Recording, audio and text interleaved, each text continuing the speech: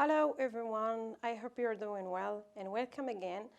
Okay, so let's continue what we have already studied. Okay, let's start with Unit 8, vocabulary that are related to human rights.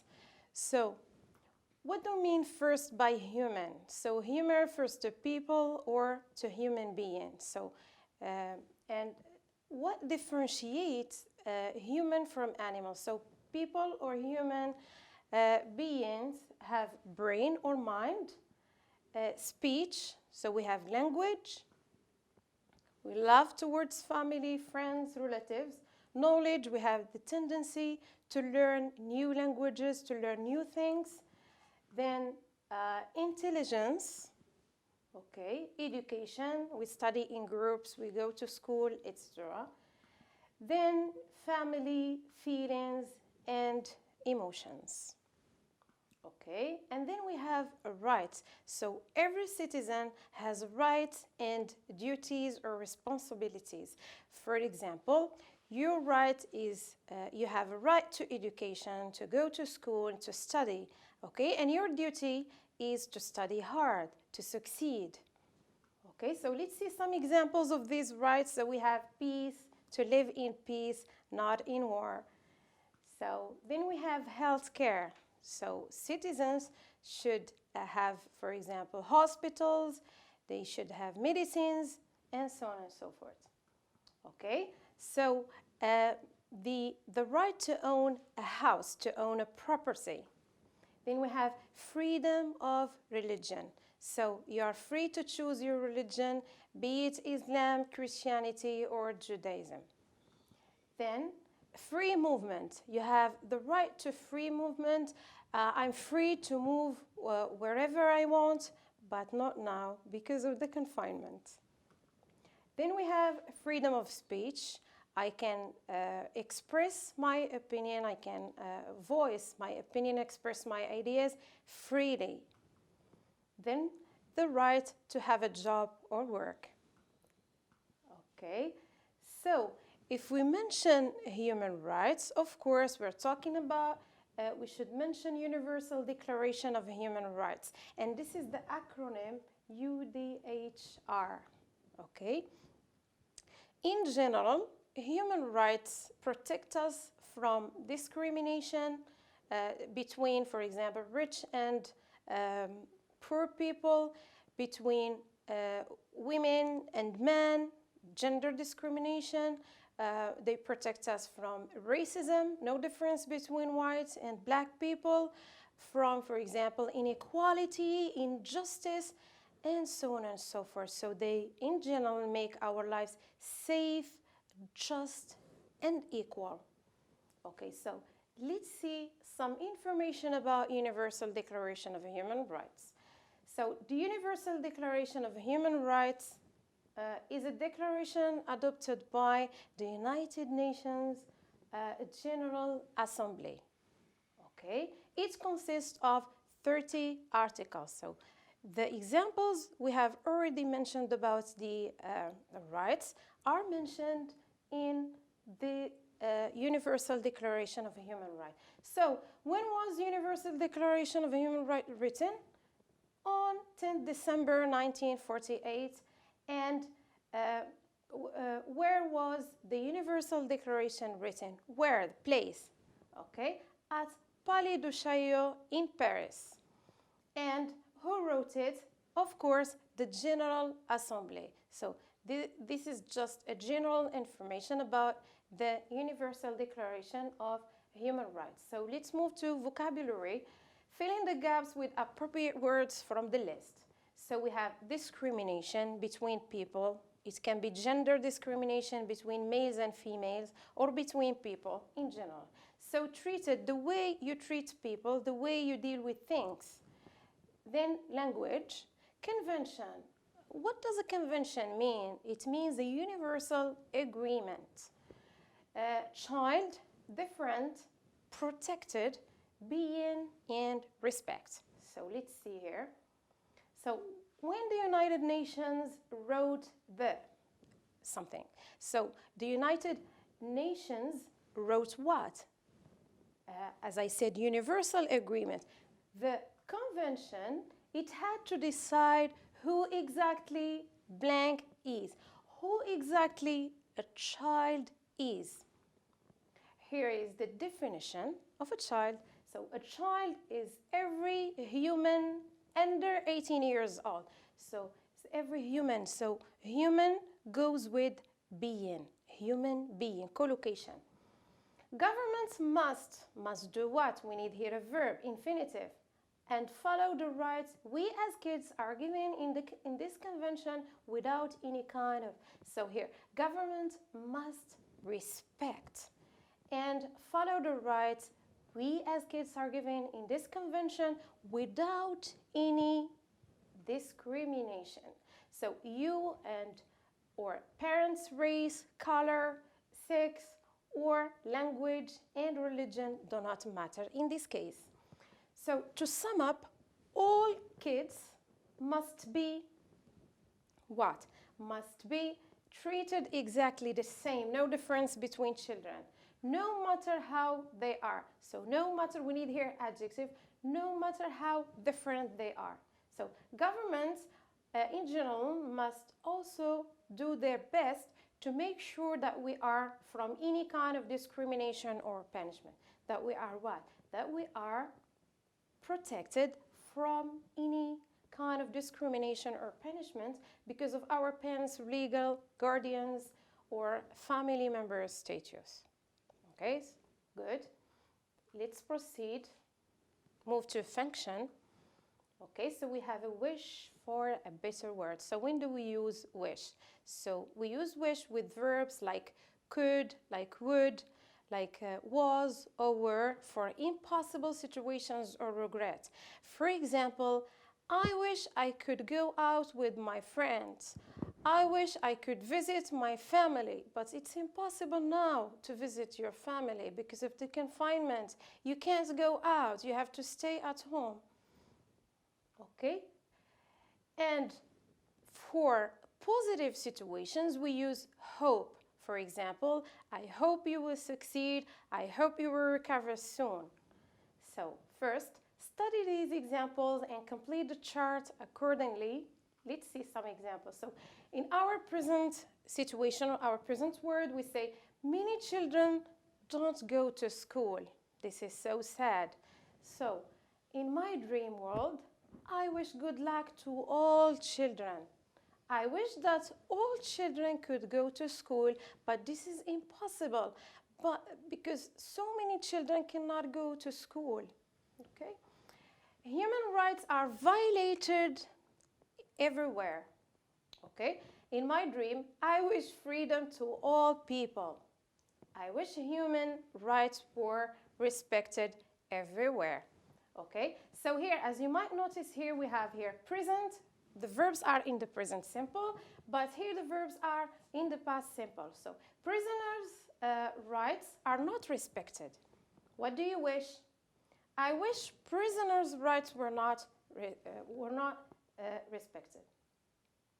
Okay? So women cannot do all jobs. What do you wish? I wish women could do all jobs. Okay? Next, our environment is degrading. What do you wish? Express wish here.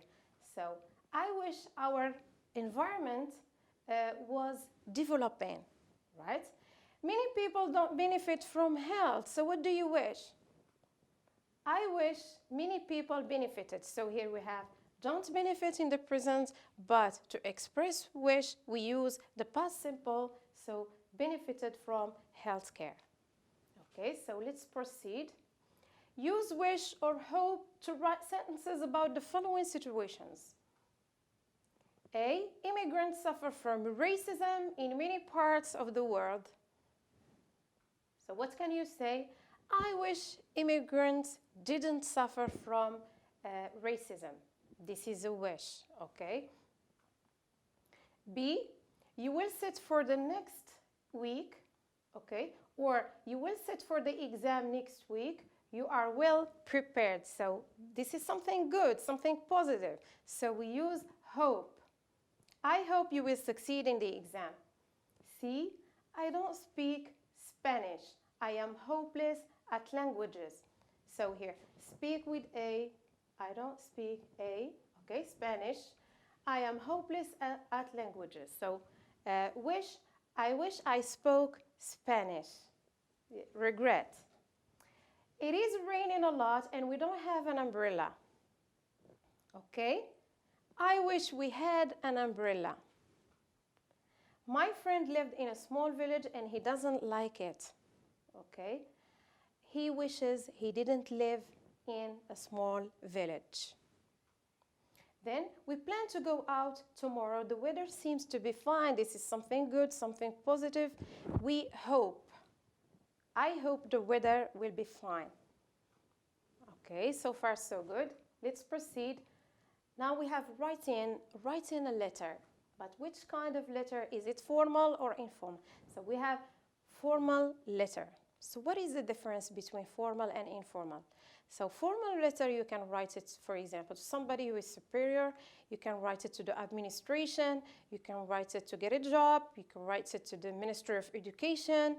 But informal letter, you can write it to your friends, to your pen friends, to your family, to your relatives, and so on and so forth. So read these extracts from newspapers. They are about human rights violation. So human rights are not respected, okay, in different parts of the world.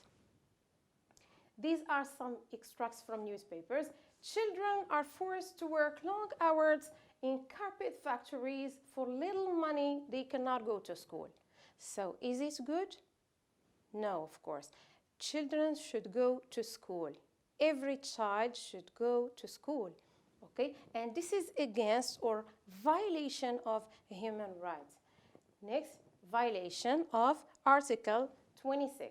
Then we have criminal is held in prison for months without being charged or judged. Is this good? No, of course. Women in some countries are not allowed to attend school or hold jobs. Okay, this is a violation of Article 1, 26, and 23, right? Let's see what we are going to do to write a letter. So write a formal letter to the President of the Human Rights Association. Telling him what? Him or her. Tell him or her about the news that you have already read. Tell him or her about the article from the Universal Declaration that it violates, and then suggest to him or her what action they should do. Okay? And respect the following. We're going to see the layout of writing a formal letter. So we should start first with the address. This is the first thing, whether in formal letters or in informal letters. Then, date, followed by the address of your receiver. Then, their Mr. or their Mrs., because you don't know whether your receiver is a man or woman. And then yours sincerely, and you write your name. Why? Because you should write these, and you should mind your language. Use formal language, not informal, okay? Because in informal letters we use, for example, see you soon, your friend, the best wishes, etc. But here we use yours sincerely, okay? This is an example of a formal letter. So I read the news that most children cannot have the chance to go to school because of poverty. Okay? That's why they are obliged to look for a job to survive. But in the Universal Declaration of Human Rights, we find articles which can ban, okay, child labor, and articles they are against child labor, and articles which give rights to children to go to school. Therefore, these articles are violated, such as Article 26 for education and Article 24 for rest and leisure. So, because of such violation, I write to you so that you could take action. We don't say here can, we say could, because it is more formal. Could take action against this violation and try to find solution to this problem. Okay, personally, you give your opinion. I suggest that the government should help poor families or give grant to children who like to study. Okay, and then you are sincerely and you conclude your letter. Nice. Okay, let's move to Unit 10, which is about travel and holiday. So some leisure activities. As you know, while you are on holiday, you prefer to do some leisure activities or entertainment activities like what? Like, for example, look at the picture. We have here what? Camp or go camping. Okay. This is climb or go climbing. Okay. You to practice sports or to go jogging. Then we have you visit, for example, interesting places and you take pictures with your friends, with your family. Okay, this is we call it do some sightseeing or go sightseeing. Okay, this is cycle or go cycling. Okay, let's proceed and study vocabulary. Match these words with their definitions that are related, of course, to travel and holiday. So we have, first word, we have a trip. What is the definition of a trip? For example, a school trip. You organize a school trip with your friends. Okay, it is a journey. Excursion. We say, for example, to go on an excursion with friends. Short journey made by a group of people for pleasure. Flight, this is by air. Journey by air. Voyage, journey by sea. Okay, and then we have picnic. So everybody knows picnic. It is to go out. It is an outdoor activity. Journey on which food is carried to be eaten outdoors. Okay, so use some of the words from exercise 3 to fill in the gaps. Okay, so let's start. We have the was really superb except for the high waves. So where can we find waves? Of course, in the sea. So it is voyage. The other day we went on to the forest. So why do people go to the forest? Okay, it was fantastic even if we forgot to take some sandwiches with us. So this is, of course, picnic. Next, last year, my father took a non-stop from Casablanca airport to New York, journey by air. So this is flight. D, every spring we go on. You go on what? You go on, for example, trip or journey or excursion. Nice. Okay, so let's move now to grammar. Simple future, we use well or going to. So when do we use well? So well, for example, is used for quick decisions made at the moment of speaking. We can use it, for example, to make promises. I promise, for example, to come tomorrow. I promise to help you. We can use well, for example, to make an offer. I will help you with French. I will help you with maths, with English, or with other school subjects. Okay, but going to is used with prior plans made before the conversation. You have already decided to do something. You have already planned to do something. Okay, let's practice. Choose the most appropriate future form. Is it going to or well? So, John, why do you want to sell your flat? Jane, is it I'm going, I will move, or I'm going to move to the countryside next month? So here you have to pay attention to some indicators or some hints. For example, we have here and we have next month. It means plan, future plan. Jane has already decided to move to the countryside. So here we should use I'm going to. B, maybe I will go or I'm going to go shopping tomorrow. So here, even if we have tomorrow, it sounds like a plan, but because of we have maybe, hesitation, we have you're not sure. Okay, so we use well. See, my friend Anna and I, is it will watch or are going to watch an action film this evening. So they have already decided to watch an action movie or film. Would you like to join us? So here we use are going to. D, I will visit, or I'm going to visit my brother in Marseille next year. So what is the correct answer? So we have next year.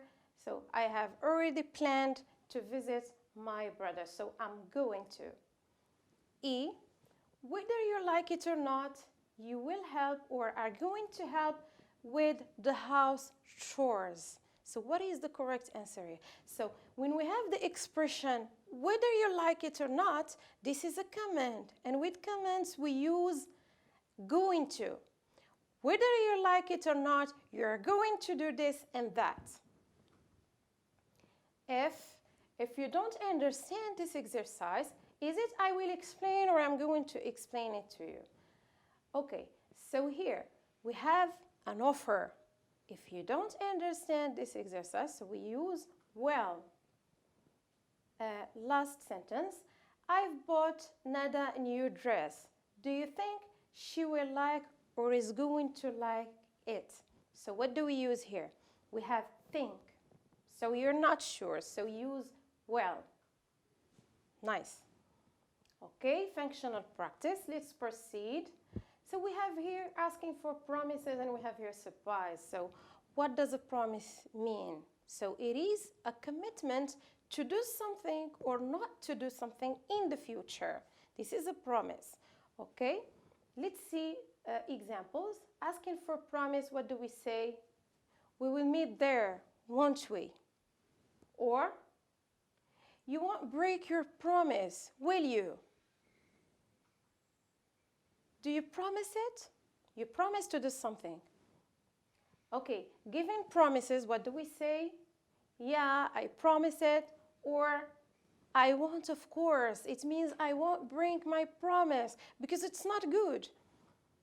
Okay, it's a promise, or simply I promise. Then expressing surprise. If you like something, you say, wow, that's wonderful, that's amazing, I like it. So here are some expressions that can be used to express surprise. Really? Or what a surprise? Or incredible, or unbelievable. Good. Let's move to practice now. Complete these exchanges following the tips between brackets. So A, Elma, look, Dad, I've been top of my class. Wow, this is something good. Okay. Father, express surprise. What should he say in this case? Incredible, unbelievable. Okay. I'll buy you a new mobile phone. Does this please you? This is a reward. Okay. Elma, super. So ask for promise. Super. Do you promise it? Make a promise. Okay. I promise. Good. B, Samira, I have finished my presentation about environment and ecology. Express surprise. What should you say? I'm surprised. Really? And then we have ask for promise. You will help me prepare for my presentation, won't you? Okay, this is asking for promise. And then Samira, make a promise. Of course, yeah, I promise to do so. Nice, so far so good. So this is the last lesson in this presentation, which is about an informal email. So informal email is more or less like informal letter, but with slight differences. For example, here at the beginning, we have to. You have to write the email of your receiver. And then we have from. You write your email or your name. And then we have subject. Why are you writing this email? Okay? So you have to say the goal or the purpose or the aim of writing this email, right? So, hi Emel, this is informal because in formal emails we say there, Mr. or there, Miss, or you mention the title of the receiver, okay? Here we want to talk about favorite entertainment activities, okay? So, I hope you're fine. It was nice to know about your favorite leisure activities. For me, you start talking about yourself. I like to do many things in my pastime or in my free time. Okay? First, I like reading whenever I have a free time. Then what do you prefer to do in your free time? Then, in addition to this, you explain then, but the most important moment for me is, for example, when I practice sports, when I go jogging, when I watch TV, when I watch movies, etc. Okay? Besides, and you add other ideas, then you conclude your email by saying, for example, cheers, see you soon, best wishes, etc. So in general, use informal language because you know your friend. He or she is familiar to you, okay? That's enough for today. I hope you benefited from this. Thank you for your attention. Bye-bye. Take care.